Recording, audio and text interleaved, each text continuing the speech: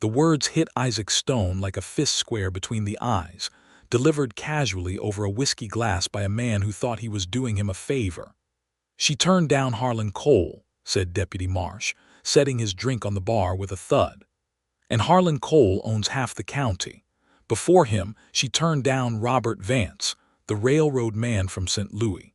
Before him, some doctor from back east who offered her a house with real glass in every window." He shook his head like a man describing something he could not rightly understand.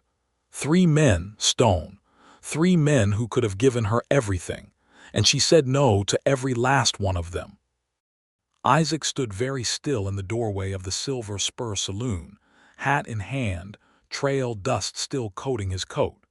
He had only just arrived in Abilene, Kansas, on a Thursday evening in the spring of 1873. He had not yet put his horse up or eaten a meal. He had been told by a friend in Dodge City that this town had a seamstress and dry goods merchant by the name of Wilhelmina Merriweather, and that she was the sharpest, most capable woman west of the Missouri River, and that she might be looking to take on a business partner.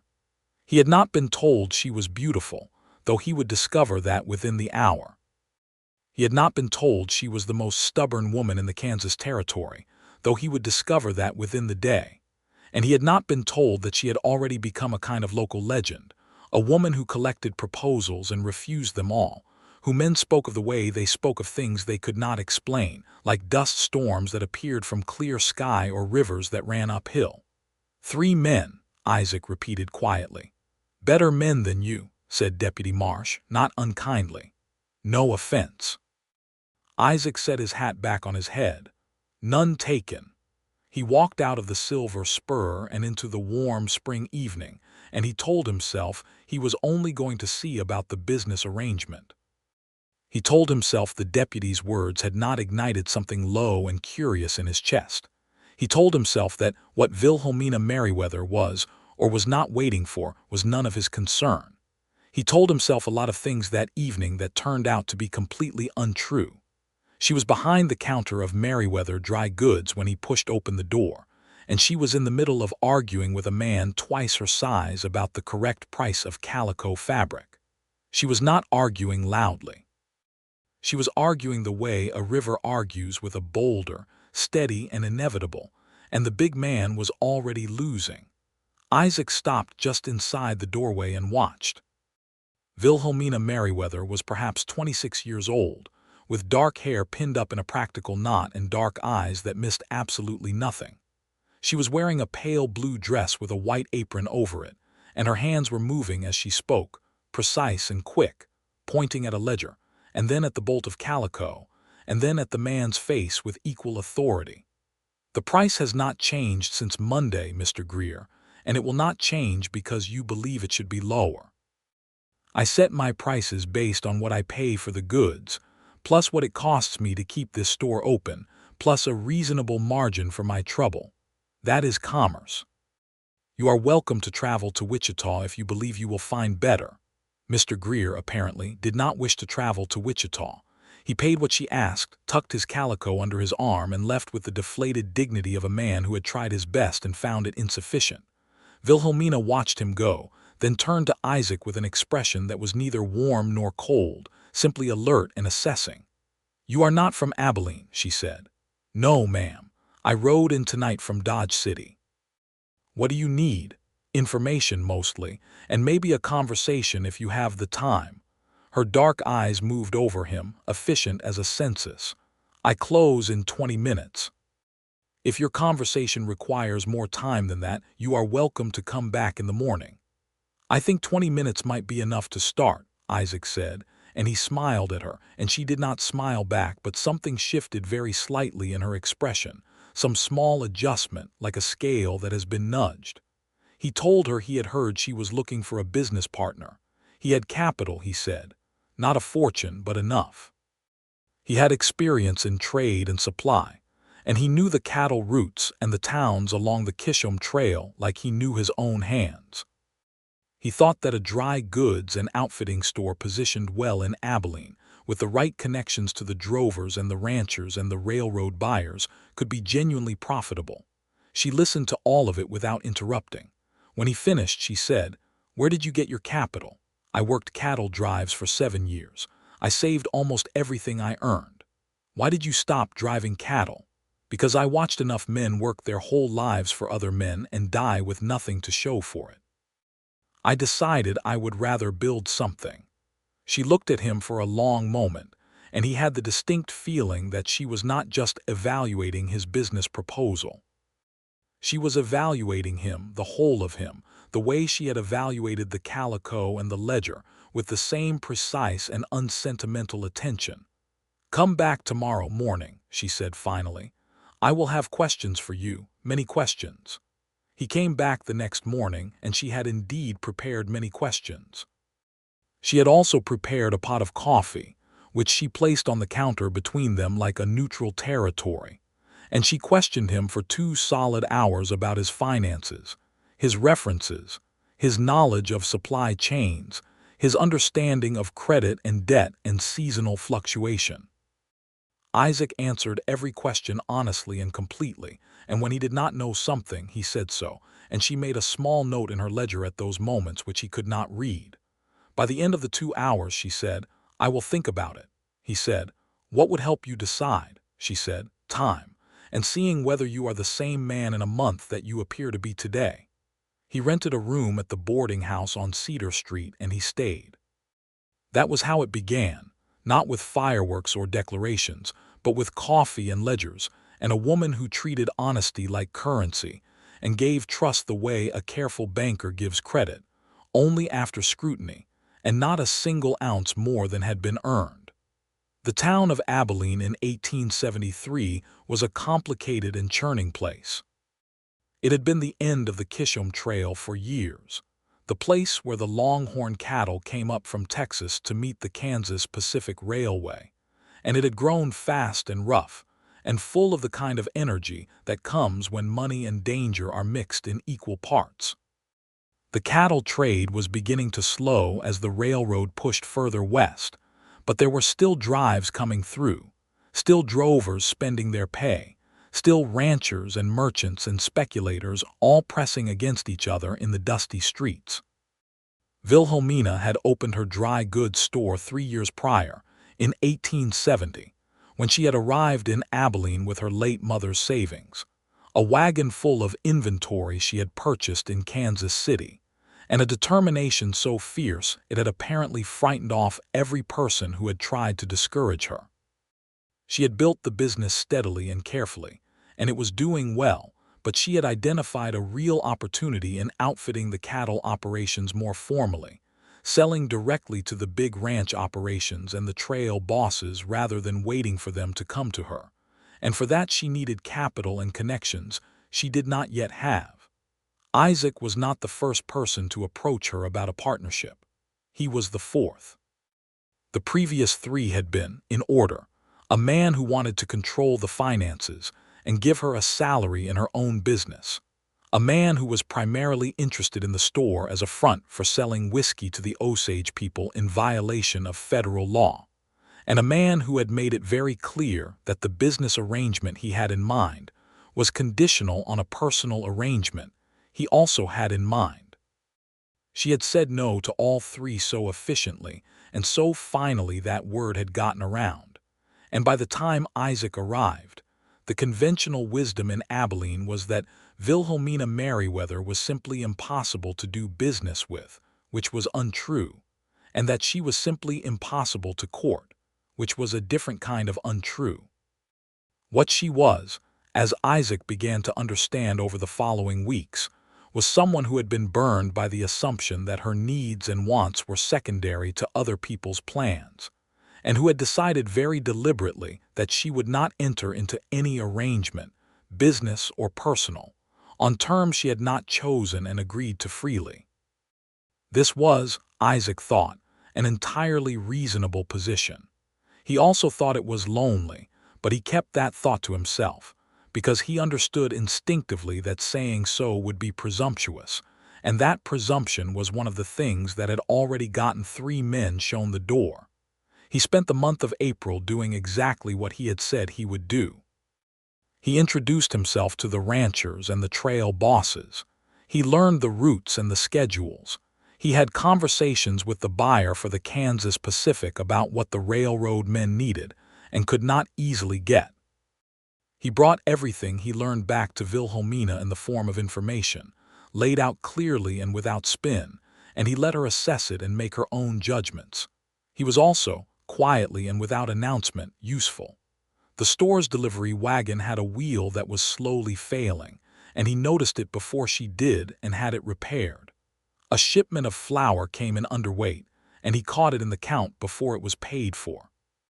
A drunk drover got loud and threatening in the store one afternoon, and Isaac materialized at his shoulder with a quietness that was somehow more alarming than noise, and the drover reconsidered his choices and left. Wilhelmina noticed all of it. She noticed everything. At the end of April, she offered him the partnership. The terms were exactly equal, 50% each, with a clear written agreement about decision-making authority and profit distribution, drafted by the only lawyer in Abilene who was not simultaneously running a gambling operation. Isaac signed it without negotiating a single word.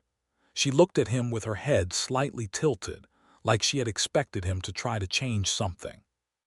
"You are not going to argue about the terms?" she asked. "They are fair terms," he said. "I have nothing to argue about." That was in late April. By the middle of May, they were working together every day, and the partnership was, by any objective measure, working beautifully. Isaac's connections brought in 3 major ranch contracts. Wilhelmina's efficiency and precision turned those contracts into smooth, profitable operations.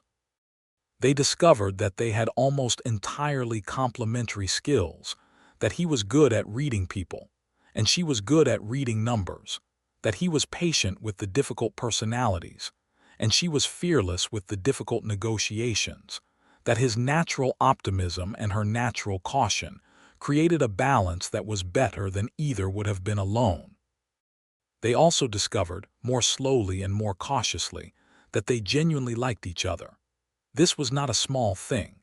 Isaac had liked women before, but he had not often met a woman who engaged him the way Wilhelmina did, who pushed back on his ideas when they were weak and built on them when they were strong, who made him think harder and argue better and question his own assumptions.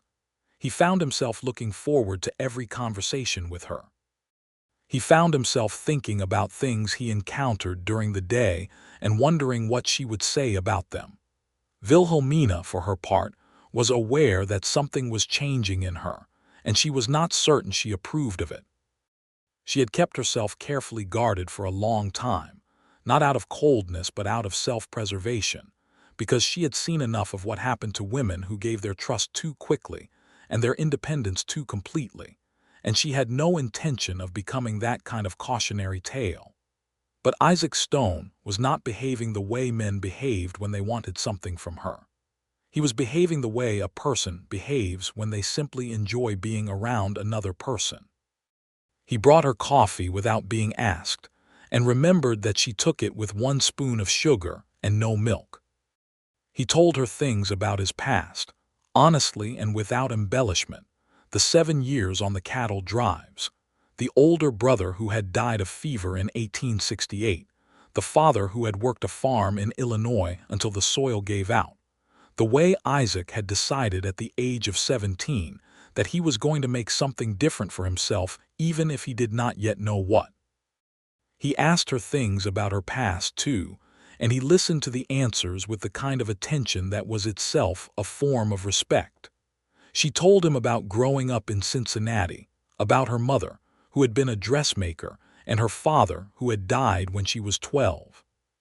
She told him about the years of working in other people's stores and other people's households, learning the trade by doing it for someone else's profit. She told him about the decision to come west, which most people in her life had thought was madness, and which had turned out to be the best decision she had ever made. She did not tell him about the proposals. He did not ask. The subject hung between them, present but unnamed, the way certain truths tend to hover in the air between people who are circling something important. It was a Tuesday in early June when it finally came out, and it came out because of Harlan Cole. Harlan Cole was a cattleman, the richest and most powerful man in Reno County, and he arrived in Abilene on a Tuesday in June with 6 hired hands, a private rail car, and the bearing of a man who was accustomed to getting what he wanted. He was 43 years old, broad-shouldered, with silver beginning to thread through his dark hair, and he walked into Merriweather Dry Goods the way he walked into everything, like he had already purchased it and was simply taking possession. He did not acknowledge Isaac, who was behind the counter going over invoices. He went directly to Wilhelmina, who was measuring cloth at the cutting table. "Miss Merriweather," he said, and his voice was the kind of voice that was trained to fill a room, "I want to revisit our previous conversation." Wilhelmina did not look up from her measuring. "My answer has not changed, Mr. Cole. You have not heard my new offer. I am fairly confident that whatever new offer you have prepared, my answer will remain the same, but I will hear it if you insist." Harlan Cole did insist. He laid out what he was proposing, which was not, strictly speaking, a business proposal at all. It was a merger, he said, a consolidation of his considerable holdings and her considerable enterprise into something that would dominate the county. He used words like partnership and alliance and mutual benefit, but what he meant, as anyone in the room could hear perfectly plainly, was that he wanted to marry her and fold her business into his empire, and that he was presenting this as an offer she would be foolish to refuse. When he finished, the store was very quiet. Isaac had stopped pretending to look at the invoices. Wilhelmina set down her measuring tape, smoothed the front of her apron, and turned to face Harlan Cole with an expression that was entirely composed. "No," she said. Harlan Cole's jaw tightened. "No, just no, you will not even consider it. I considered it the first time you asked, and I consider it now. The answer is the same. No, thank you." Wilhelmina. He dropped the formal address and his tone shifted, becoming something more intimate and more pressuring at once. "I am offering you security. I am offering you a future that most women in your position would be grateful for." "Mr. Cole," she said, and her voice did not raise even slightly, "I already have security. I built it myself, and I am already grateful, though not for the things you imagine." He looked at Isaac then for the first time, and his eyes narrowed. "Is this about him?" "This is about me," Wilhelmina said. "It has always been about me." Harlan Cole left, and he did not look happy about it, and Isaac had the distinct feeling that a man like Harlan Cole did not absorb disappointment gracefully. But that was a problem for another day. In the immediate moment, he was looking at Wilhelmina, who had turned back to her measuring tape with the calm precision of someone who had simply handled a minor interruption. "He was the one," Isaac said before he had decided to speak. "The one people said you turned down. The rancher who owns half the county." Wilhelmina looked up at him, and for just a moment her composure shifted, something raw and tired moving behind her eyes. "He was one of them," she said. Isaac set down the invoice he had been holding. He walked around the counter and he stood in the space between the shelves of dry goods and the cutting table, and he looked at her steadily. "What are you waiting for?" he asked. It was not accusatory. It was not challenging. It was simply a real question, asked with the quiet sincerity of a man who genuinely wanted to know. Wilhelmina was quiet for a long moment. The afternoon light came through the store windows and lay across the floor in long rectangles. Somewhere outside, a horse nickered and a wagon wheel creaked over the packed dirt of the street. "Someone who asks," she said finally. Isaac waited because he understood that she was not finished. "Someone who actually asks," she continued, and her voice was very even, very careful. "Not someone who presents me with an arrangement they have already decided is best for me. Not someone who tells me what I should want or what I should be grateful for. Someone who looks at me and genuinely wants to know what I think and what I feel and what I am hoping for. Someone who asks." She looked at him directly, and the rawness behind her eyes had become something quieter but no less real. "You are the first person who has asked," she said. Isaac stood in the afternoon light of that dry goods store in Abilene, Kansas, in the summer of 1873, and he felt something in his chest shift with such completeness that he was briefly certain the whole geometry of his life had just changed. He did not say anything sentimental. He was not built for sentiment in daylight, or not yet. He nodded slowly, the way he nodded when something important had been established, the way he nodded over a contract or a handshake on a serious deal. "All right," he said, "then let me ask you something else. What? Would you like to have dinner with me tonight, not to discuss the business, just dinner?" She looked at him for a moment, and then, for the first time, she smiled at him fully, without reservation or calculation, a smile that changed the whole temperature of the room. "Yes," she said, "I would like that." The dinner was at the Drover's Hotel, which was the nicest restaurant in Abilene in 1873, which meant it had tablecloths and a cook who occasionally had fresh vegetables and served beef that had not been overcooked into submission. They sat across from each other and talked for 3 hours, and they covered enough ground that Isaac later thought of it as the conversation that made everything else possible, the one where the professional partnership dissolved into something personal and real. She told him about Cincinnati with a specificity she had not used before, the smell of her mother's workroom, the particular quality of the light on winter afternoons, the way poverty had felt, not dramatic but grinding, a constant low-level urgency that shaped everything. She told him how her mother had worked herself half to death for the comfort and convenience of people who never thought much about where those comforts came from. She told him how she had sworn, very quietly and very privately, that she would not live that way, that she would build something that was hers, that could not be taken or reduced by someone else's decisions. Isaac listened without trying to fix it or minimize it. He had heard enough of the world to know that what she was describing was true, and that it had required real courage to choose differently.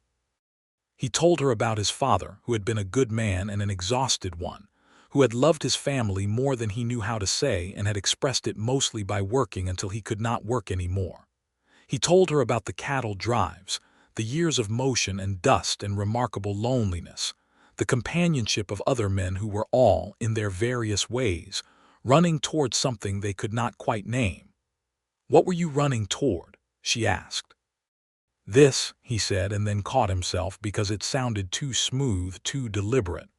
"I mean not specifically this.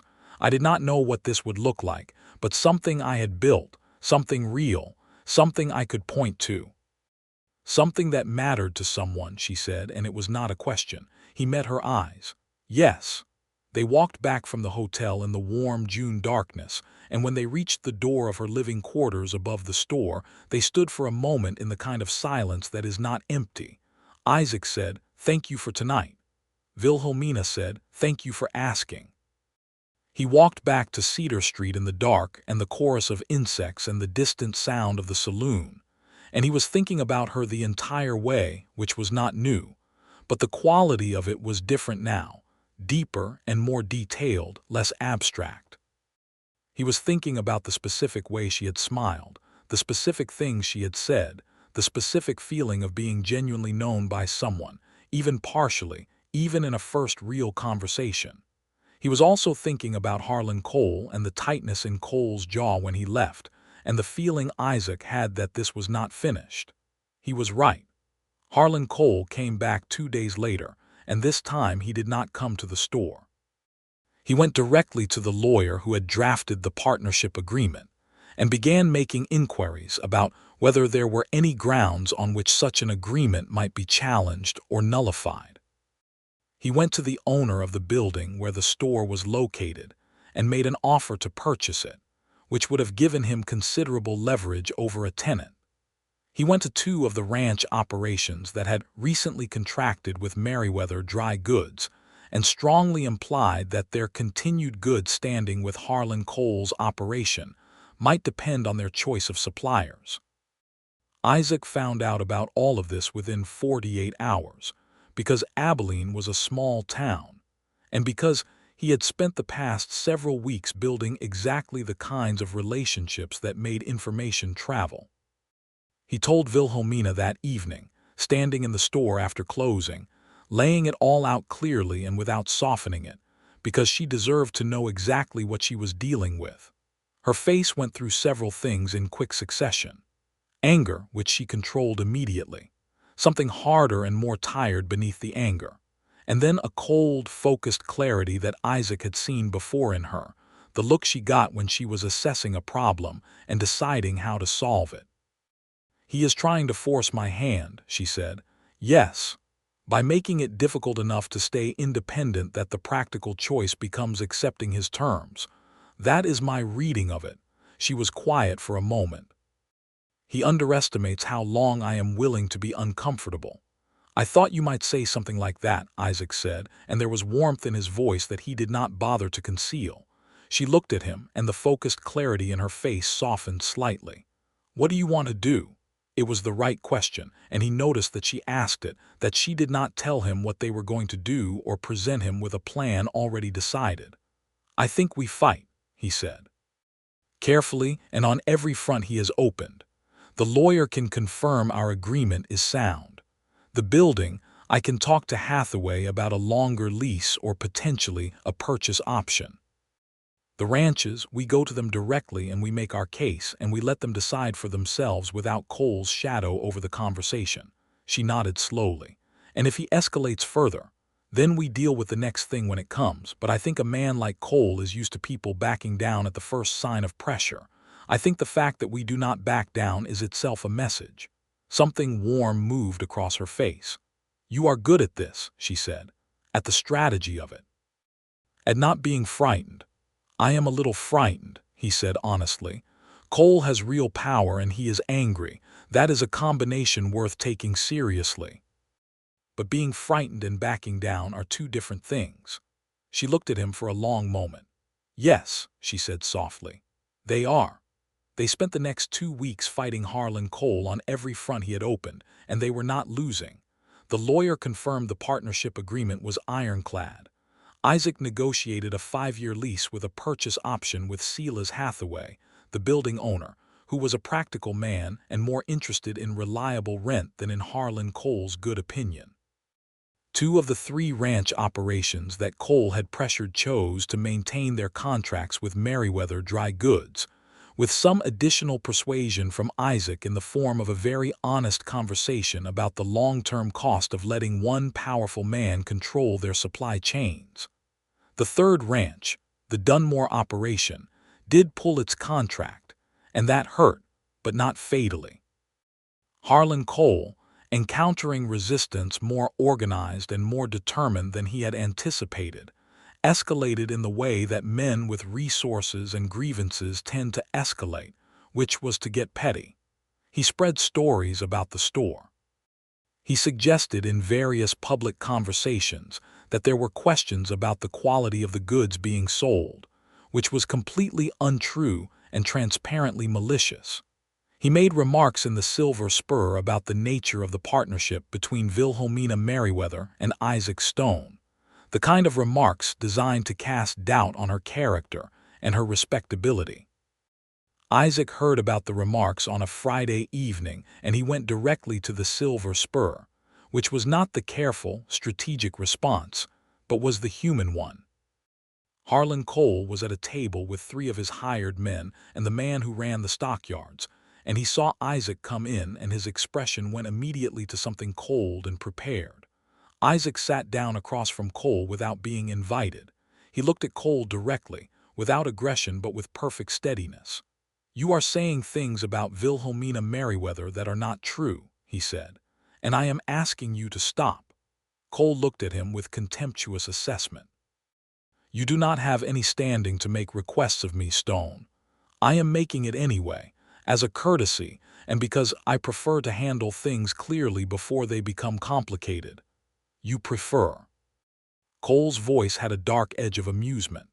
"You are a cattle drover who scraped together some money and walked into someone else's business. You do not have the standing, the history, or the influence to threaten me." "I am not threatening you," Isaac said, and his voice was the same steadiness it had been from the beginning. "I am telling you something true. What you are saying about Wilhelmina is false, and it is a betrayal of basic decency, and it says more about your character than about hers. Everyone in this town knows it. The stories are not working because they do not fit the woman anyone here actually knows." Cole's face had gone slightly hard. The men around the table were very quiet. "Furthermore," Isaac continued, "every piece of pressure you have applied to us in the past 2 weeks has failed, because the foundation we have built is solid, and because the people in this community are capable of thinking for themselves. You are spending effort and credibility on a campaign that is not accomplishing anything except revealing that you are a man who cannot accept a simple no." The silence in that corner of the Silver Spur was very complete. Cole said very quietly, "Be careful, Stone." "I am always careful," Isaac said, and he stood, and he nodded once, and he walked out. He was, in truth, somewhat more alarmed than he had appeared. Cole's warning had been real, and he knew it. But he also knew that showing fear in that moment would have been the wrong choice, that the only thing Cole's particular type of personality respected was someone willing to stand their ground without flinching. He did not tell Wilhelmina about the conversation until the following morning, and when he told her the whole of it. She listened, and when he was finished she said, "You should not have gone alone." "You are right," he said. "I should have told you first. I am sorry." She looked startled by the apology, which told him something about what she was accustomed to. "You are sorry." "I made a decision that affected both of us without consulting you. That was not how we agreed to operate." She was quiet for a moment, and something in her expression was doing something complicated. "Are you always like this?" she asked. "Like what?" "Honest. Even when it would be more convenient not to be." He thought about it. "Mostly," he said. "I am not perfect at it, but I try." She turned away and straightened a row of jars on the shelf behind the counter, and he could see from the back of her neck that she was working through something. "I think Cole will back off," she said finally. "Not because of principle. Because the effort is costing him more than he expected and the return is not materializing. Men like that are ultimately pragmatic about their own interests." "I think you are right," Isaac said, "but I want to make sure we are watching for anything that looks like a shift in strategy." "Agreed." And then, still with her back to him, she said something that was so quiet he almost missed it. "Thank you for going there, for saying those things." "Of course," he said. She turned then, and the look on her face was the most unguarded he had seen her, something open and undefended in it. And he wanted to walk to her, to close the distance between them, but he held still, because he understood that she needed to be the one to set the pace of whatever this was becoming. What it was becoming was love, though neither of them had said so. It was showing up in the small, continuous details of their days. The way they anticipated each other's thoughts in the middle of a business problem. The way Isaac had begun to notice when she was tired and would take over the more taxing parts of the day without making a production of it. The way she had begun to leave him small things. A book she thought he would enjoy set on the corner of the counter. A better pen than the one he had been using. A note with a recommendation from a rancher's wife who was looking for specific yard goods that she thought he should follow up on, little professional things that were also, unmistakably, acts of care. Harlan Cole did, as Wilhelmina had predicted, begin to pull back his campaign in July. Not with any announcement or concession, simply with a gradual withdrawal of effort. The stories stopped being told, the pressure on the remaining ranch operations eased, and Cole himself was increasingly absent from Abilene, reportedly spending more time at his main operation near Wichita. The store thrived. The summer of 1873 was a good season for trade along the trail, and the contracts Isaac had brought in were producing real revenue. Wilhelmina had expanded the inventory in exactly the right directions, stocking the specialized goods that the drovers and the ranch operations actually needed and could not easily find elsewhere. By August, they were doing better than either of them had privately projected. On a Saturday evening in August, after the store had closed and the accounts were balanced and the week's business was done, Wilhelmina sat at the counter with the ledger open in front of her, and she looked at the numbers with an expression that Isaac had not seen on her face before. "What?" he said. "We are going to be all right," she said. It came out very quietly, like something she had not quite believed until this moment. "We have been all right for a while," he said. "I know, but I mean," she stopped and looked for words, which was unusual for her. "I have spent 3 years building this store, and I have been not afraid exactly, but never quite sure whether I had made the right choices, whether I could sustain it, whether one bad season or one bad piece of bad luck would take it all down." She pressed her hand flat against the ledger. "This is the first time the numbers have looked like this."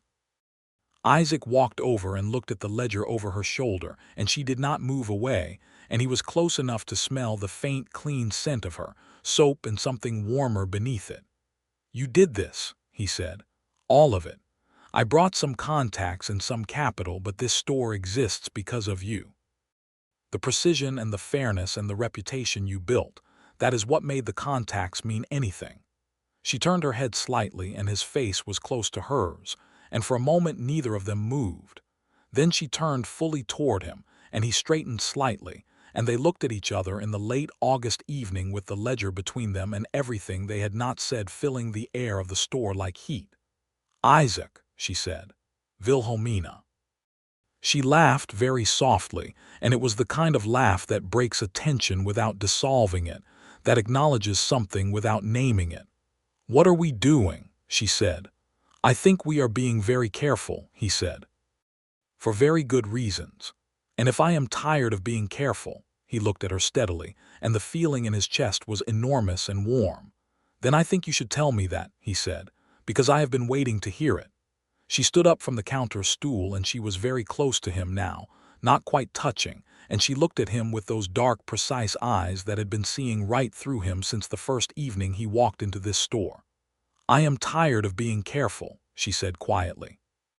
"With you, I am ready to not be careful with you."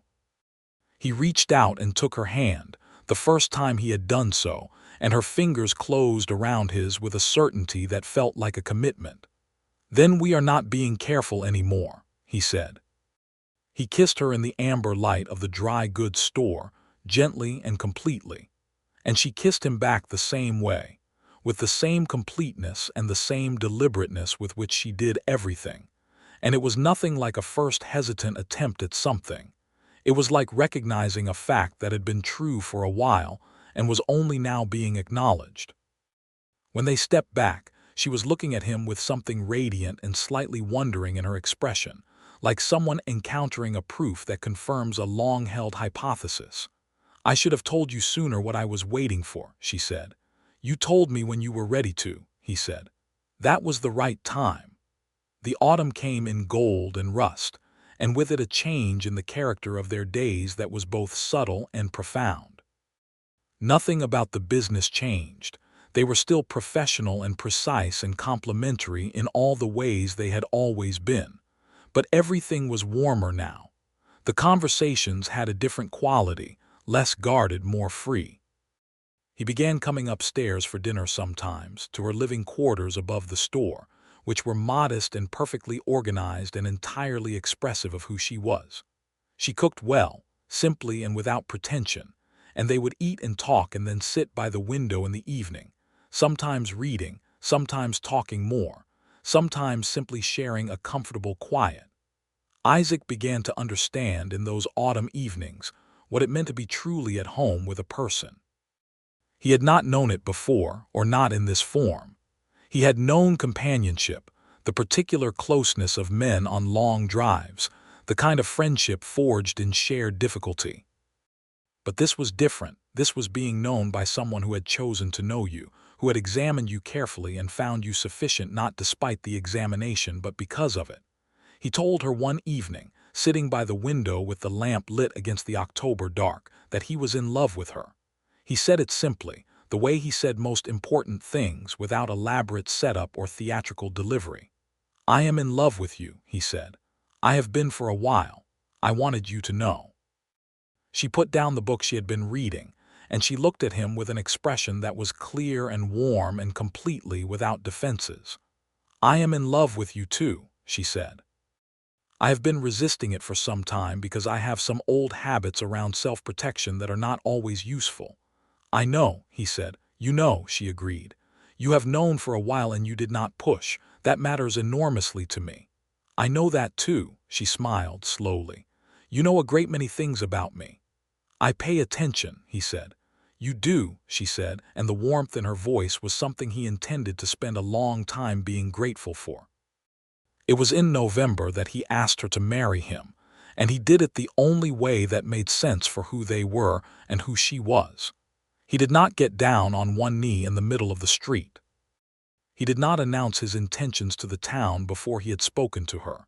He asked her privately in the store on a quiet weekday morning when they were alone, and he asked her the way he asked her everything, directly and without theater.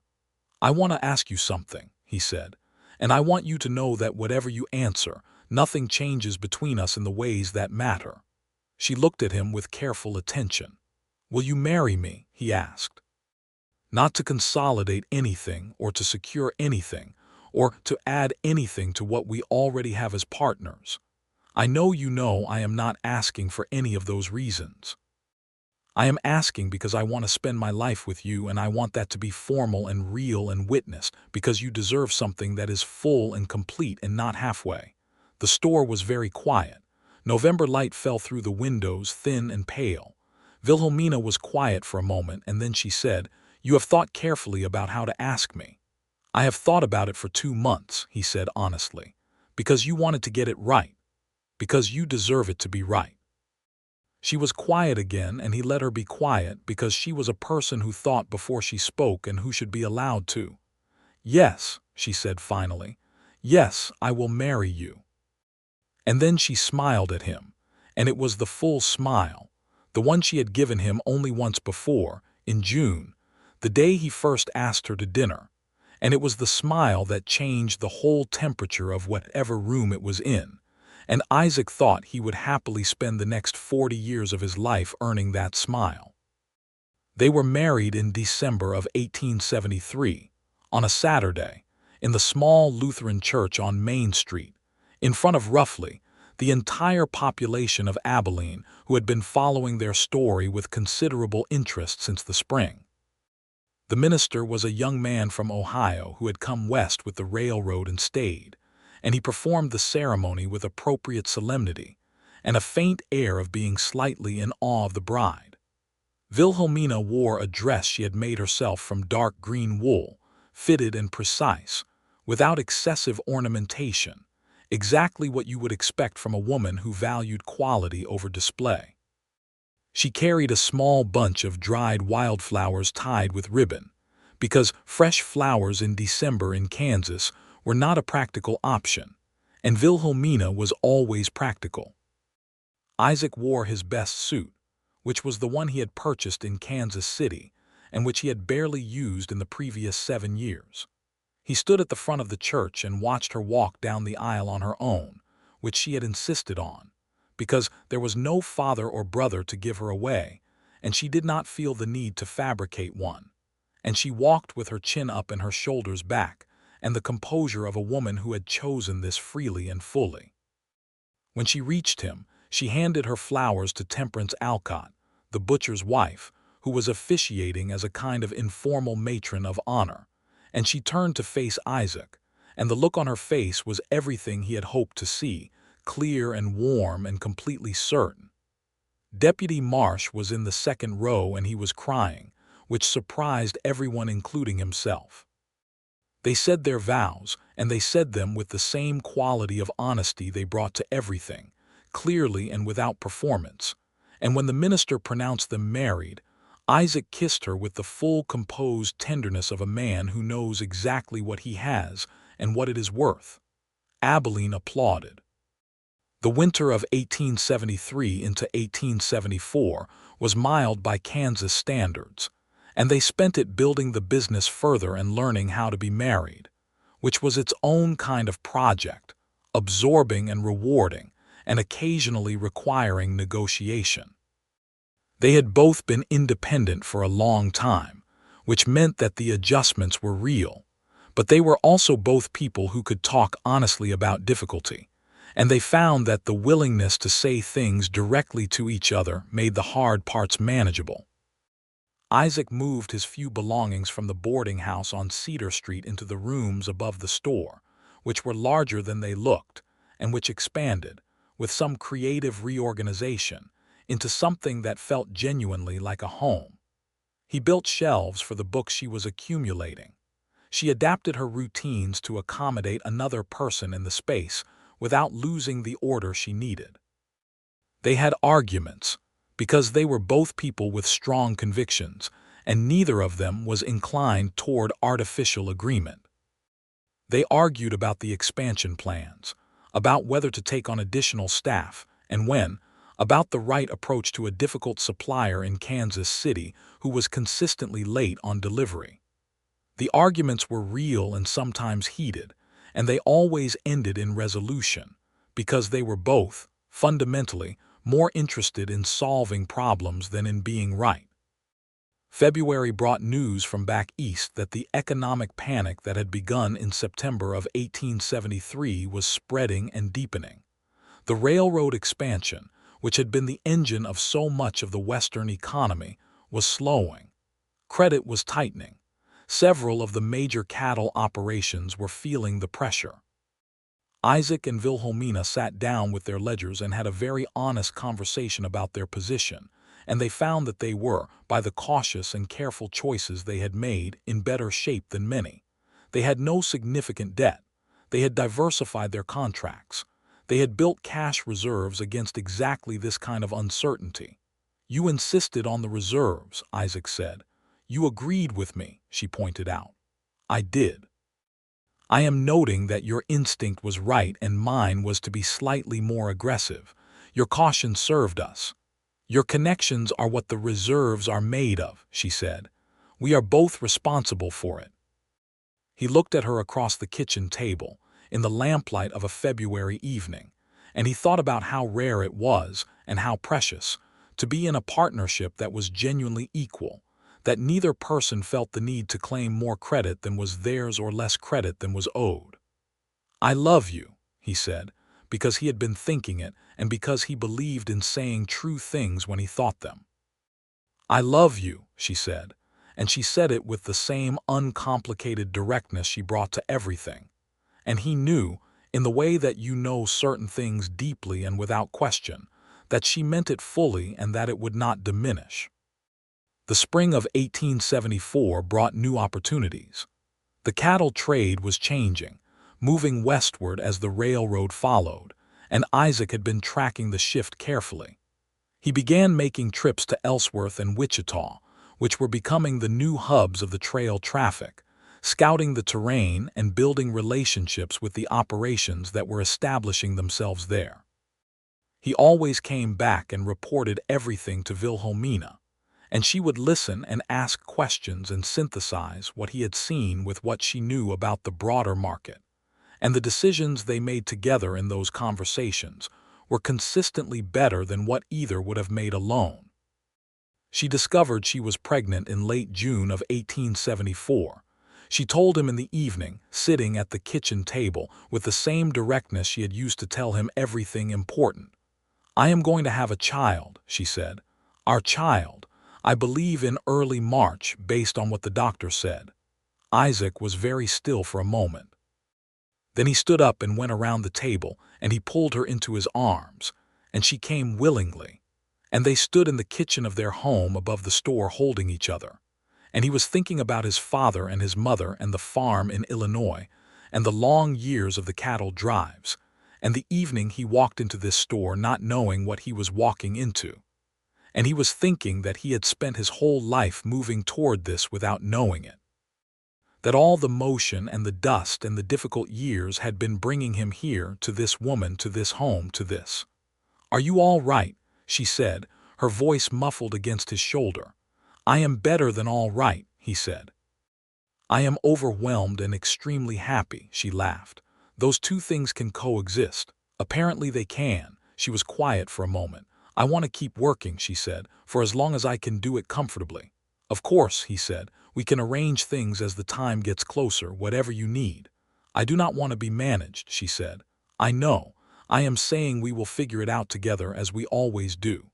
She pulled back slightly to look at him, and her eyes were bright. You are very good at this, she said, at being married to me. I know I am not the easiest person. You are exactly easy enough, he said, which made her laugh again, and he loved her laugh, the full, unreserved quality of it, so different from her usual precision. The pregnancy was, by the standards of 1874 in the Kansas Territory, relatively uncomplicated. Wilhelmina was healthy and strong, and she managed the store and the business through most of it with her usual efficiency, adapting as she needed to, accepting help when she needed to, which took some practice. Isaac was present and attentive without being hovering, a distinction that required some calibration, but that he navigated with reasonable success. Their son was born on the 4th of March, 1875, in the rooms above the store, attended by the doctor and by Temperance Alcott, who had appointed herself an informal family support. He was healthy and loud, and had his father's eyes and his mother's determination, the latter being observable from approximately the first hour. They named him Thomas, after Isaac's brother who had died of fever in 1868, which was something Isaac had mentioned once and Wilhelmina had remembered, and which he had not expected her to suggest. And when she did, he had to turn away for a moment to collect himself. Thomas Stone arrived in the world in early March of 1875, and immediately made the rooms above the dry goods store considerably louder and more complicated and more loved. The business did not slow, because they did not let it, and because Abilene, despite the economic headwinds from back east, was still a functioning and growing community with real needs. They hired a young man named Percy Whiting as a full-time clerk in the spring of 1875, which freed Isaac to travel more and freed Wilhelmina to be present in the store, without also running every operational detail. Percy Whiting was 20 years old, serious and hardworking and eager to learn, and Wilhelmina taught him the business with the same thoroughness with which she did everything, and he proved to be an excellent addition. Isaac's trips to Ellsworth and Wichita were producing results. He had established supply relationships with two of the major new operations moving into the area, and he was laying the groundwork for a possible second location, a smaller outpost in Ellsworth that could serve the Northern Trail traffic. He brought all of it back to Wilhelmina, and they evaluated it together, and the plan took shape slowly and carefully over the course of 1875. In the fall of 1875, Harlan Cole returned to Abilene for the first time in more than a year. He did not come to the store. He came to the Drovers Hotel, where he had a business meeting with some of the remaining cattle operations, and Isaac happened to see him across the dining room on a Tuesday evening when he had stopped in for a meal while Wilhelmina was with Thomas. Cole saw him too. They nodded at each other across the room, the nod of two men who have reached a kind of truce that neither has formally declared, and Cole turned back to his dinner, and Isaac turned back to his. Later, Cole crossed the room as Isaac was leaving and stopped him with a word. "Stone." Isaac turned. Cole was looking at him with an expression that had something complex in it, not warmth but not hostility either, something more like the reluctant respect of a man who has been beaten fairly and knows it. "How is the store?" he asked. "Doing very well," Isaac said. "Thank you for asking." Cole was quiet for a moment. "She is a remarkable woman," he said, and there was something in it that was genuine, something beyond grievance. "She is," Isaac agreed. "I made the mistake of seeing what I wanted when I looked at her, rather than seeing her," Cole said. It seemed to cost him something to say it, and he said it briefly, like a debt being paid. Isaac looked at him without judgment. "I think that is an easy mistake to make," he said. Cole nodded once and turned away, and that was the end of it. They never had cause to speak directly again, and Harlan Cole eventually moved his primary operations to Wichita and became a diminishing presence in Abilene. And the damage he had tried to cause them became simply a story they sometimes told about how they had handled trouble in the early days. The second location in Ellsworth opened in February of 1876, and it was smaller than the Abilene store, but positioned well and drawing good traffic from the cattle operations that had followed the railroad's expansion. Isaac spent more time in Ellsworth during that year, managing the new operation and building the relationships it required, while Wilhelmina ran the Abilene store with Percy and the additional staff they had hired.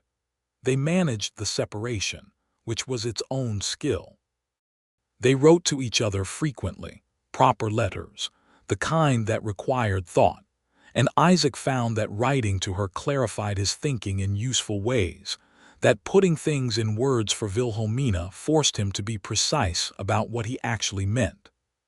She wrote with the same precision she brought to the ledgers, clear and direct, and occasionally, unexpectedly, funny in a way that made him laugh alone in his boarding room in Ellsworth and think about how much he missed her. He came home as often as the business allowed, and those homecomings had the particular sweetness of reunion, of returning to a place that was genuinely home, not just a location but a person, two people actually, because Thomas by now was walking and beginning to talk in the earnest fragmentary way of small children, and returning to his son was its own particular delight. The summer of 1876 was the summer of the Battle of Little Bighorn, which sent reverberations through the entire West, a reminder that the conflicts over land and life and sovereignty that had been ongoing for decades were not finished and would not be easily resolved. Isaac and Wilhelmina talked about it with the seriousness it deserved, aware of the complexity of the world they were living in, aware that the prosperity they were building existed alongside profound injustices that they had not caused but were not entirely separate from, because no one living on the frontier in the 1870s was entirely separate from what was happening to the people who had lived on this land before. These were not comfortable conversations, but they were honest ones, and they had them because they were both people who did not look away from hard truths. By the end of 1876, the Stone Merriweather operation, which they had formally renamed to include both their names when the second location opened, was by any measure a successful business. The Abilene store was the cornerstone, solid and well-established, with a reputation for fair prices and honest dealing that had compounded over the years into genuine community trust. The Ellsworth location was finding its footing.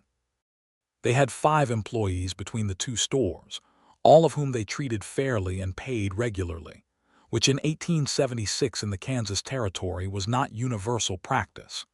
Thomas was nearly 2, curious and energetic and entirely convinced that both stores were primarily spaces for his personal exploration, a conviction that required some management. Wilhelmina discovered she was pregnant again in January of 1877, which delighted them both. This pregnancy was somewhat more demanding than the first, which the doctor said was not unusual, and Wilhelmina managed it with the same pragmatic determination she applied to everything, adjusting what needed to be adjusted and refusing to adjust what did not need to be. Isaac was home more during this pregnancy, having put Percy Whiting in charge of the Ellsworth location under a supervisory arrangement that required weekly reports and monthly visits. Percy had proven himself thoroughly capable, and the promotion was both earned and overdue. Isaac told him so directly, which Percy received with the pleased seriousness of a young man who has been seen clearly by someone he respects. Their daughter arrived in October of 1877, in the same rooms above the same store, attended by the same doctor and the still faithful Temperance Alcott, who had by now declared herself the official godmother of whatever children these two produced, a declaration no one contested. She was small and had her mother's dark hair and an expression of serious assessment that was immediately familiar to anyone who knew Wilhelmina Merriweather Stone. They named her Clara, after Wilhelmina's mother, and the naming made Wilhelmina press her face briefly into the pillow and cry the quiet tears of someone for whom grief and gratitude have become inseparable. Isaac sat beside her and held her hand and did not try to fix it, because he had learned that some moments are not about fixing, that sometimes the most loving thing is simply to remain present and to let the feeling move through. She would have loved this, Wilhelmina said, meaning her mother. She would have loved all of it. Tell me about her, Isaac said. And Wilhelmina told him. In the warm October evening, with their daughter sleeping in the cradle Isaac had built over the past month from good walnut wood, told him about her mother's hands and her mother's laugh and the smell of her workroom and the particular courage it had taken to be that woman in that time and place. And Isaac listened with the complete attention he always gave her and stored everything she said carefully, because her history was his history now. Her losses were his to hold alongside her.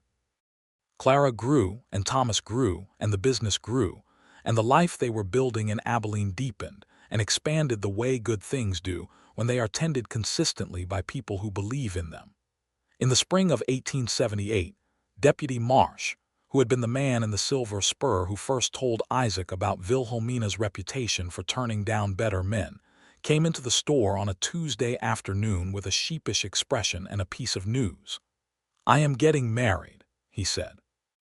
"Marshall," Isaac said, because Marsh had been promoted the previous year. "That is wonderful. To who?" "Miss Abernathy," Marsh said, "the school teacher, Margaret Abernathy." Wilhelmina said from behind the counter with a smile that was both warm and slightly knowing, "She is an excellent woman." "She is," Marsh said, with the expression of a man who has recently discovered this and is still somewhat surprised by his own good fortune. He looked between the two of them. "I wanted to ask you something. I know it is a strange thing to ask." "Ask," Isaac said. "You two have the best marriage I have ever seen," Marsh said, with a directness that would have been embarrassing if it had not been so clearly sincere.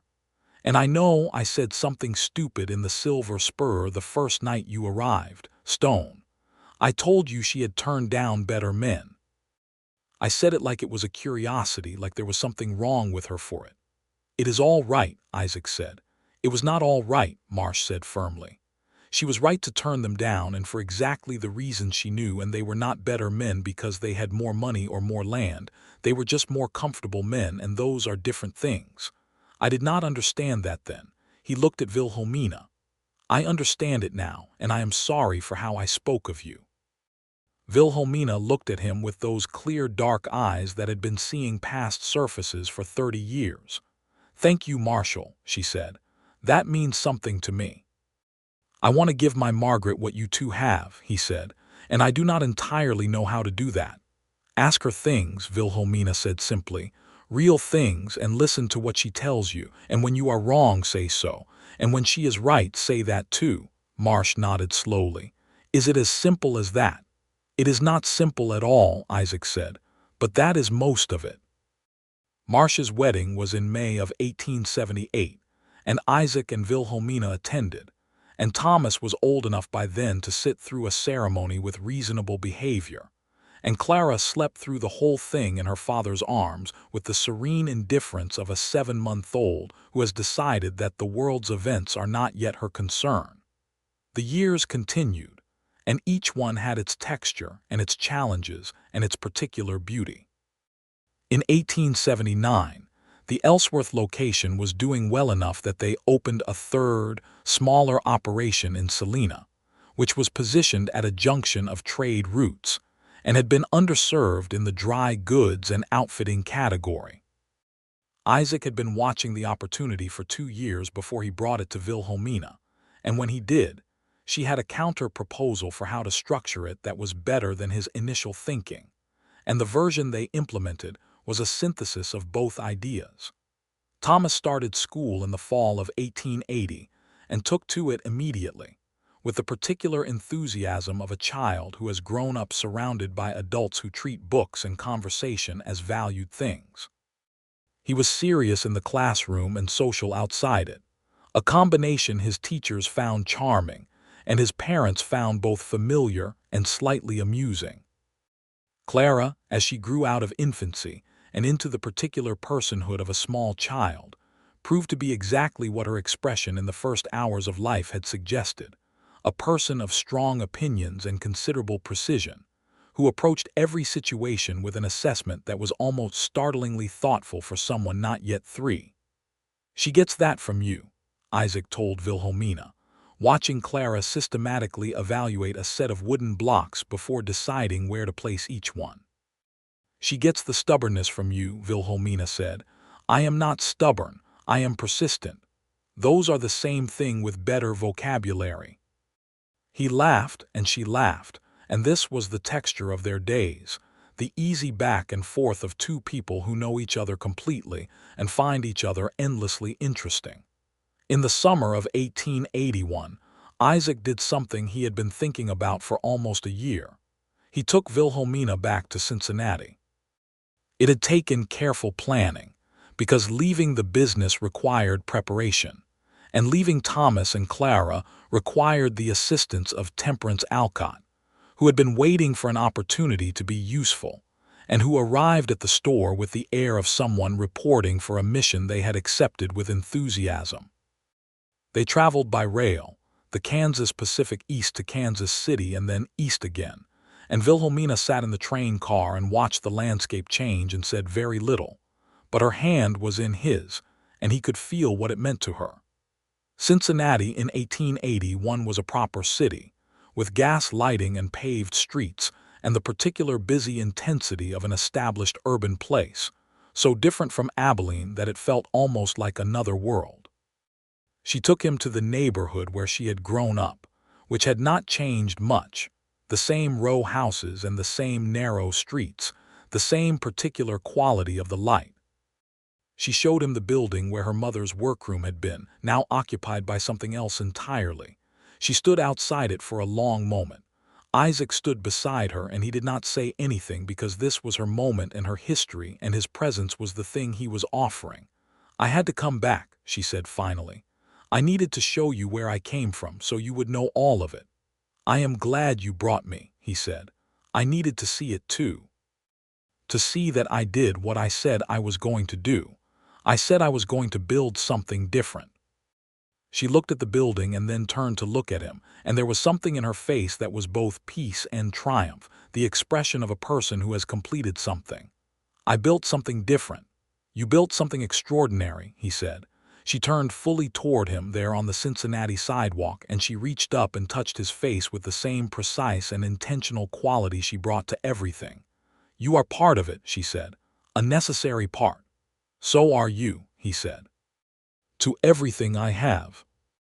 They were back in Abilene in August, and the children were fine, and the stores were fine, and everything that needed to be attended to had been attended to by Percy Whiting and Temperance Alcott between them.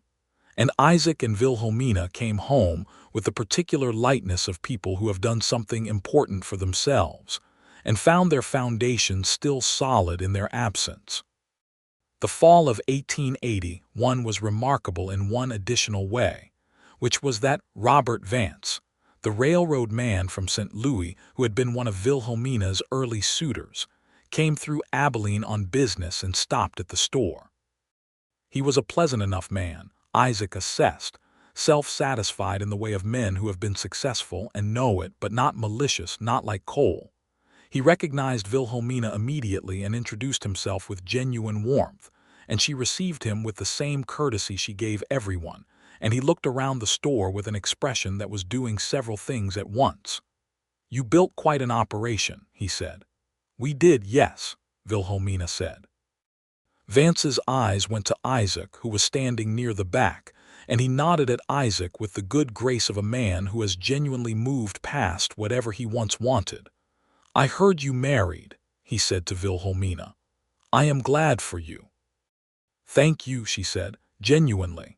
Vance left after making a substantial purchase of supplies for his travel, which was the kind of commerce that came from genuine goodwill rather than obligation, and when he was gone Isaac came to stand beside her. "One of the three," he said.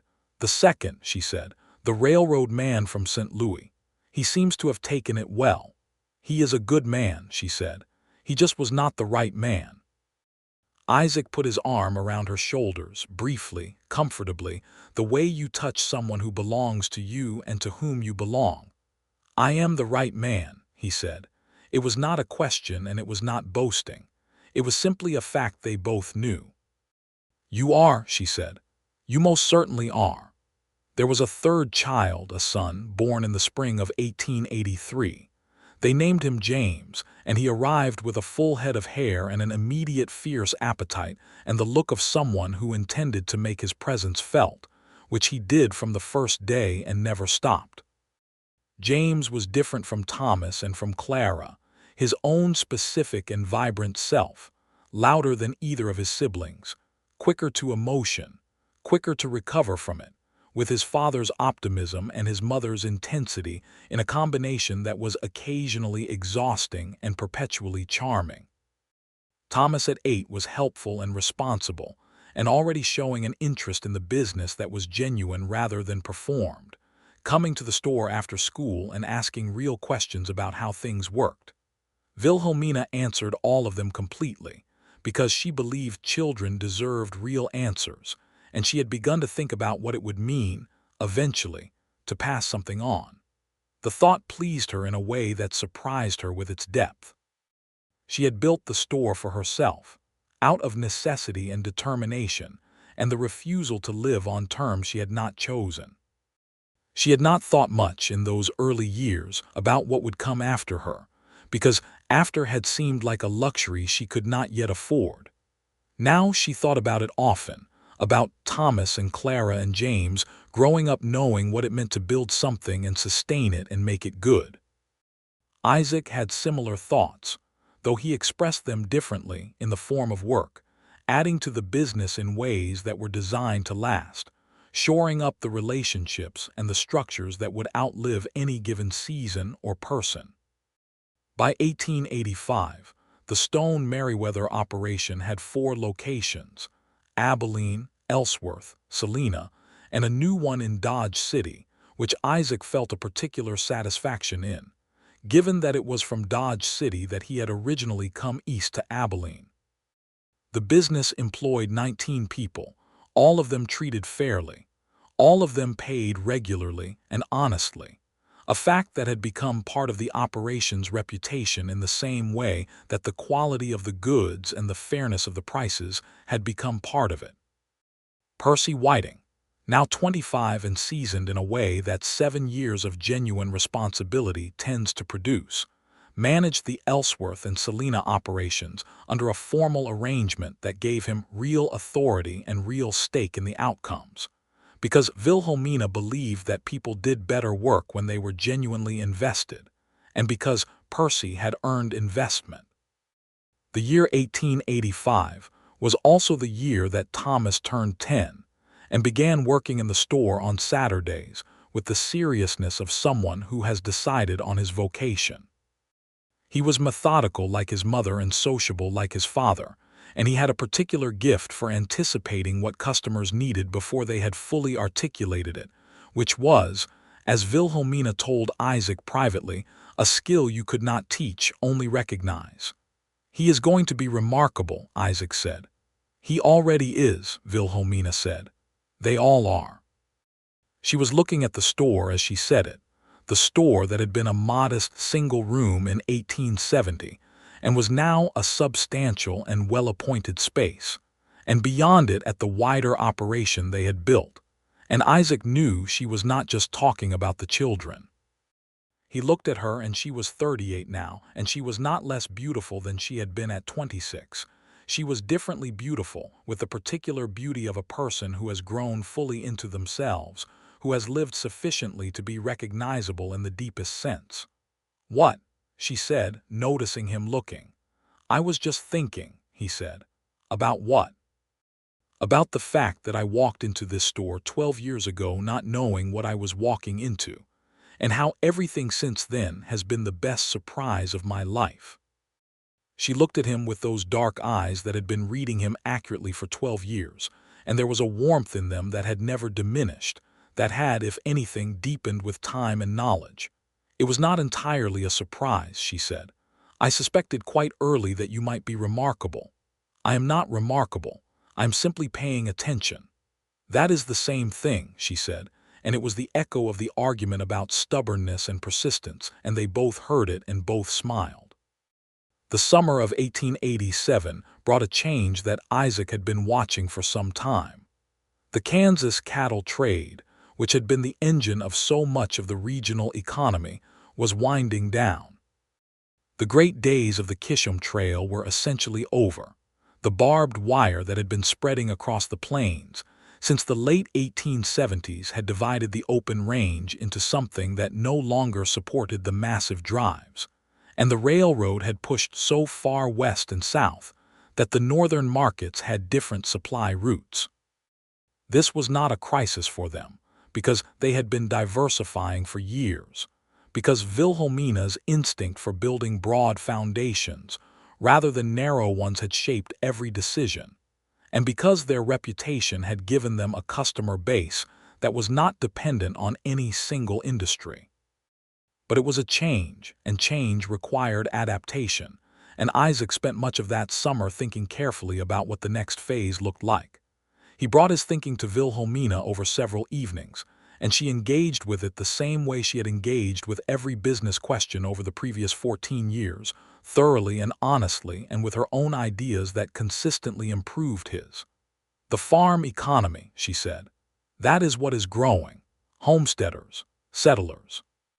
People who are putting down roots rather than moving cattle through. They have needs that are different from the trail operations, but in some ways more consistent, less seasonal." "I have been thinking the same thing," he said.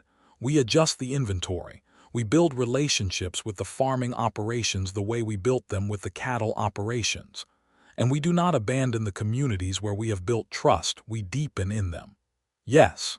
And the Dodge City location," she said, "has a particular opportunity. The town is changing fast. The wild character of it is fading. What is coming in is families, settlers, people who want a hardware and dry goods store they can trust. You have been thinking about this too."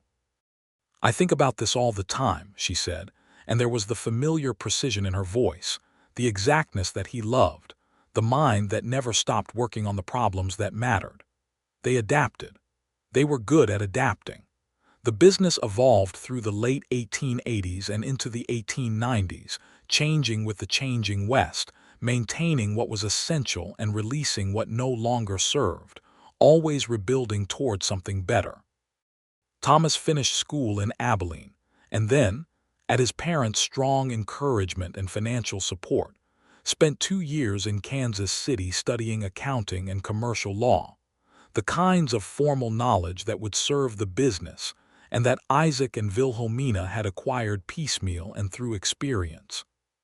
He came back in 1893, 21 years old and full of organized information, and stepped into the business with a naturalness that suggested he had been waiting his whole life to do exactly this. Clara, at 16, was every bit the woman her expression had promised at birth, sharp and precise and fully herself, interested in medicine, which she had read about in every book she could find and which she had told her parents, at the age of 14, she intended to pursue. Wilhelmina had heard this announcement with a feeling that was 50% pride and 50% the visceral knowledge of how hard that road would be for a woman in 1891 in the Kansas Territory. She had not said any of that. She had said, "Tell me what you need to make that happen," and they had begun to plan, carefully and seriously, the way the Merriweather Stone family planned everything. "She is exactly like you," Isaac told Wilhelmina one evening after a conversation with Clara about her ambitions that had gone to places neither of them had quite expected. "She is better than me," Wilhelmina said, without false modesty. "She has advantages I did not have." "Because you built them," he said. "Because we built them." James, at 10, was the wild card in the best sense, curious about everything, loyal to everyone, with a generosity of spirit that seemed to come from somewhere entirely his own, a native warmth that neither of his parents lacked, but that in him was not studied or deliberate, but simply constant. He would, Isaac thought, probably do something completely unexpected and entirely right for him, and whatever it would be wonderful to watch. In 1895, something happened that closed a loop neither of them had known was still open. A letter arrived from Cincinnati, from a woman named Dorothy Hale who had been a neighbor of Wilhelmina's mother in the old neighborhood. The woman was elderly and writing to settle her affairs, and one of the things she wanted to settle was to tell Wilhelmina that she had kept a small collection of her mother's things, sewing patterns and a few letters and a small portrait made by a traveling artist in the late 1850s, and that she wanted Wilhelmina to have them. Wilhelmina read the letter at the counter in the Abilene store, and Isaac saw her face change, and he came to stand beside her.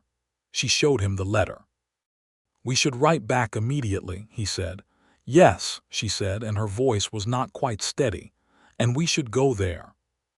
They made arrangements, which were easier to make now than they had been in 1881, because Thomas was running the Abilene store with full competence and Percy Whiting, and the other location managers had long since proven their reliability, and they traveled to Cincinnati again in the autumn of 1895. Dorothy Hale was a small, bright-eyed woman of 70-something, with the particular dignity of someone who has paid attention to the world for a long time and found it more interesting than it expected to be. She received them in her parlor and gave Wilhelmina the box she had kept for 25 years, and she told stories about Wilhelmina's mother that Wilhelmina had not heard, and that Isaac listened to with the same careful attention he had always given to the stories of the woman he loved. The portrait was small, made in pencil by someone with real skill, and it was unmistakably Wilhelmina's mother, the same dark hair, the same precise eyes, the same angle of the chin. Wilhelmina held it in both hands and was very still. She was a remarkable woman, Dorothy Hale said. She would have been so proud. "I know," Wilhelmina said. The portrait came back to Abilene with them and was hung in the living room above the store, in a frame Isaac made from the same walnut wood he had used for Clara's cradle. And every morning when Wilhelmina came downstairs, she saw her mother's face, and every morning Isaac saw her stop for a moment in the particular way of someone paying a private tribute. He never stopped finding it moving. He never stopped being glad he could give her that. The year 1897 was the year that Clara, 20, left Abilene for a women's medical college in Philadelphia, which had been accepting female students since 1850, and which was the best option available to a woman of her qualifications and determination. She left in September on the eastbound train, with 2 large trunks of belongings, money that her parents had been setting aside for this purpose for 6 years, and a composure that lasted precisely until the train whistle sounded, at which point she hugged both her parents with a thoroughness that suggested she understood exactly what she was leaving, even as she was entirely certain she needed to go. Wilhelmina held her daughter at the station and then stepped back and looked at her with an expression that was pure love and pure pride with the grief of good separation underneath. "Write to us," she said. "Every week," Clara said. "Work hard and take care of yourself." "I will." "And do not let anyone tell you what you cannot do." Clara smiled, and it was her mother's full smile, warm and certain and absolutely unintimidated. "I learned from the best," she said. Isaac hugged his daughter and watched the train take her east and stood beside his wife on the platform, and they were both quiet for a moment, watching the train diminish in the distance. "She is going to be extraordinary," Wilhelmina said. "She already is," Isaac said. "She already is." James, at 14, had already displayed the particular breadth of interest that would eventually lead him in a direction none of them had predicted, which was art, specifically the illustration and documentation of the changing landscape of the American West, which he had begun doing in sketchbooks, and which his mother had recognized as something real and worth encouraging. He spent his spare hours drawing, The stores, the streets, the people, the sky over the Kansas plains in every season, accumulating a visual record that was, without anyone having planned it, genuinely valuable. The stores continued. The family continued. The life they had built continued to deepen, and to be beautiful in the particular way of things that have been made carefully and tended well. In 1900, at the turn of the century, on a January evening, Isaac and Wilhelmina sat together in the living room above the store in Abilene. Thomas was running the business with an expertise that had long since surpassed being trained and become fully native. Clara was practicing medicine in Philadelphia, having graduated and joined a medical practice there, writing home every week as promised. James was in Santa Fe, where he had gone the previous year with his sketchbooks and a letter of introduction from a newspaper editor who had seen his work and wanted to publish it. The store below them was quiet, closed for the evening. The portrait of Wilhelmina's mother watched over the room. The lamp made warm pools of light on the furniture they had accumulated over 27 years of shared life, the chair Isaac preferred, and the table Wilhelmina had found in Kansas City in 1876, and the books on the shelves that were both of theirs together, mingled without distinction. Isaac was 51. Wilhelmina was 53. They were both in excellent health, both still sharp and engaged with everything, both still finding each other interesting in all the ways that mattered. 30 years, Wilhelmina said. She was doing the calculation from the December of 1873 when they had married. 27, Isaac corrected gently. 30 from when you walked in, she said. He considered that. 30, he agreed. She was looking at him with the expression he had learned over 27 years of marriage to recognize as the deepest version of what she felt. Not the full smile, which was joy, but something quieter and more permanent, the expression of someone who is at home. You asked me what I was waiting for, she said. I did, and I told you. You told me, he said, someone who asks. You have been asking for 30 years. I intend to keep asking, he said. She reached over and took his hand in the same way she had taken his the first time, the night in August of 1873 when she had told him she was tired of being careful with that complete and certain grip. I know, she said. That is why I am still answering. He looked at her in the lamplight, at the woman who had turned down 3 men before him, because she knew the difference between what was offered and what was wanted, who had built something extraordinary from nothing but intelligence and determination, and refusal to accept less than what was true, who had let him in when she had let no one else in, and who had made him a better person simply by requiring him to be one. I love you, he said, because he still said it when he thought it, because he believed in saying true things. I love you, she said, the same way she had always said it, clearly and without reservation, and with the full weight of the woman she was behind it. Outside, the January night was cold and dark and full of stars, the Kansas sky doing what it always did, which was to be enormous and indifferent and somehow, against all reason, comforting. Below them, the store was quiet, full of goods and ledgers and the accumulated evidence of 3 decades of honest work. All around them, the town breathed in its winter stillness.